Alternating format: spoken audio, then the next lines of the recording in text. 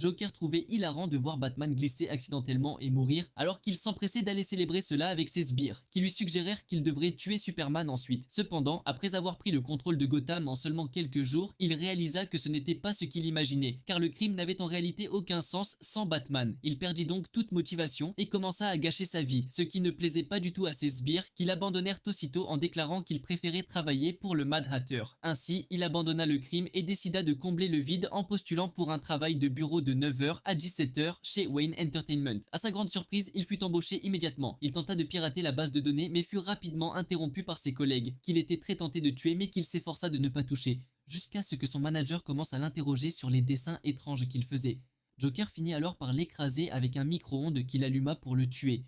Il fit ensuite un discours à tous les employés, leur expliquant à quel point leur vie était insignifiante, avant d'être interrompu par son patron, qui lui proposa étonnamment le poste du manager qu'il venait de tuer. Joker accepta l'offre et commença à faire ce qu'il voulait sur son lieu de travail, étranglant et poignardant ses collègues. Mais il ne pouvait tout simplement jamais oublier la belle époque avec Bats, ce qui ne fit qu'empirer lorsqu'il croisa ses anciens sbires sur le chemin du retour. Ceux-ci le passèrent à tabac avant de réaliser qu'il s'agissait du Joker et l'informèrent des rumeurs concernant le retour de Batman, ce qu'il rejeta en rentrant chez lui pour regarder la télévision alors que le cadavre de Batman reposait dans son placard. Quelques mois plus tard, dans cette nouvelle vie, Joker aurait une femme et un enfant, mais tout le monde autour de lui ne cessait de parler du retour de Batman, même les candidats au recrutement comme Monsieur Freeze et Scarecrow. Il refusait d'y croire jusqu'à ce qu'il commence à faire de mauvais rêves où il se voyait lui-même en Batman. Il décida alors de prouver que le véritable Batman n'était pas de retour, contactant ses hommes pour capturer et tuer ce faux Batman en créant une toxine particulière. Mais avant d'exécuter son plan, il décida de faire une sieste. Un peu plus tard, lorsqu'un crime eut lieu, Batman fit son apparition révélant que ce n'était pas de simples rêves.